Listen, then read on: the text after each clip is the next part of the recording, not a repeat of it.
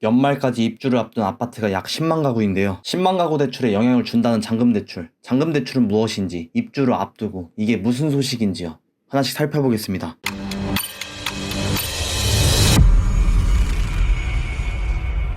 안녕하세요, 힐러입니다. 보통 저의 채널에서도 청약 정보를 주로 다루고 있죠. 아파트 청약해서 당첨되고 분양 납부 일정에 따라 나중에 잔금을 치르고 입주를 하게 되는데요. 그때 보통 잔금 대출 받아서 잔금 치르는 것을 말합니다. 그런데 그 잔금 대출을 이제 금융권에서 규제를 하는 거죠. 왜 규제할까 싶겠지만 가계대출 관리 때문이죠. 아파트 7, 8월 거래량에 비해 9월 반 토막 이상 줄어들었거든요. 가계부채가 좀 줄어드나 싶은데 다시 소폭 상승하기에 나온 규제인데요. 최근 기준금리도 떨어지고 미국도 연말까지 더 내린다고 하니 돈이 또 흘러들어와서 매수 심리가 부쩍 올라가면 집값 상승되지 않을까 싶죠. 대출이 증가하게 정부 대출 상품과 같은 정책자금 조익이 일환이겠죠. 이게 중요한 이유는 보통 아파트 잔금을 자기 돈으로 치르는 사람 거의 없죠. 잔금 대출 받아서 기존 중도금 대출 상환하고 남은 대출금 갚거나 자금이 부족하거나 실입주가 어려운 경우 전세세입자 받아 잔금 치르기도 하는데요. 그렇기 때문에 잔금 대출이 지금 이 시점에서 굉장히 중요한 영향을 줄 것으로 보입니다. 입주 앞둔 사람들이 잔금 대출 받아 들어가야 되는데 이미 막힌 곳도 있어 그야말로 난리 난 거죠. 미리 황색불처럼 예고라도 해줬다면 어떻게 자금 조달을 하든 말든 할 텐데 말이죠. DSR 규제와 다르게 사전 준비 없이 나온 이야기가 시장에도 꽤 영향을 미칠 것 같아요.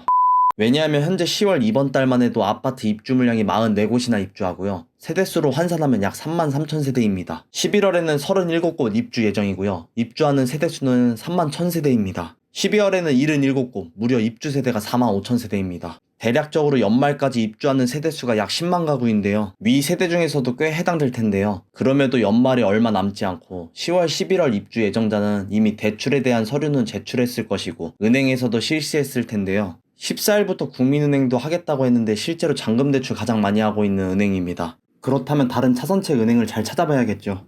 그런데 올해만 끝내는 게 아니고 내년에도 지속적으로 입주를 하겠죠. 물론 입주 물량이 줄어든다는 기사를 간간히 보셨겠지만 그럼에도 25년 예정 입주 물량만 해도 약 29만 가구입니다. 입주하기 위해 잔금 대출 받아야 하는데 여기에 빨간불이 들어온 거죠. 대출이 안 되면 어떤 상황이 될까요?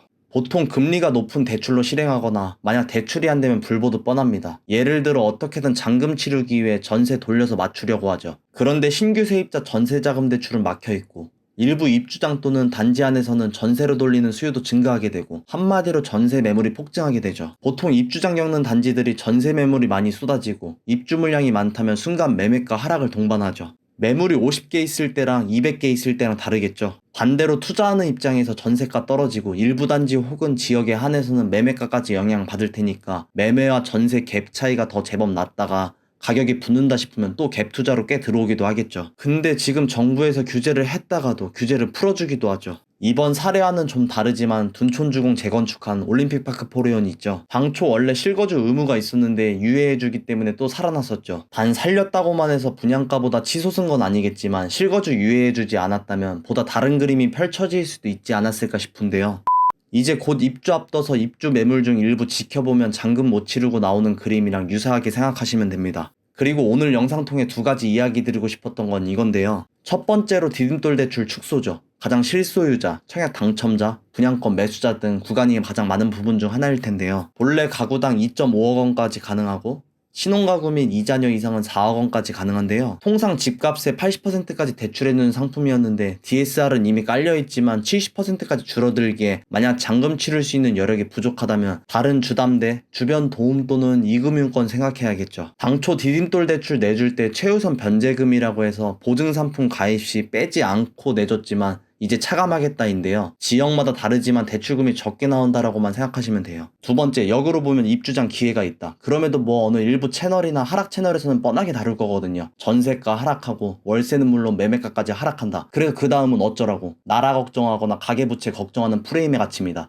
놀라운 건 그걸 보는 분들의 가장 소중한 시간 뺏으면서 그 와중에 돈을 벌고 있죠. 이거에 대한 설명은 거의 없죠. 차후에 잔금에 대한 자금 조달을 반드시 생각해야 함을 느낍니다. 만약 정말 어려우면 분양권이든 팔아야죠. 그리고 인근에 주요 자금 평형, 유사가격 매물이 있다면 그걸 고려도 해봐야겠죠. 기회라고 말씀드린 이유는 이런 관점도 있거든요. 이미 입주장 앞두고 금매나 전월세 싸게 들어가기 위해서 기다리시는 분들도 많아요. 한 예로 잠실이나 분당에서 꾸준하게 전월세 살고 있는 가구인데요. 이번 올림픽파크 포레온 입주 앞두고 있으니 입주할 때 금매 잡아서 신축 전월세 잘 갈아타서 들어가 봐야겠다 싶어서 대기하고 있는 수요와 같은 사례들도 분명히 있거든요. 당장 입주 앞둔 분양단지, 저금리 대출 상품이 안 되니 보다 금리 높은 시중대출로 실행하거나 분양권 매도 가능하면 해야겠죠. 그렇다고 또 안전마진에 예를 들어 4억에 분양받았는데 현재 주변이 7억이라 어떻게든 들어는 가고 싶은 마음도 있으실 거예요. 그런데 감당 안 될 만큼 이상금융권으로 추가 대출 메꿔서 들어가는 게 좋을까요? 사는 공간은 좋아 보일지 몰라도 돈으로도 스트레스 받고 나나 가족들한테 예민해지고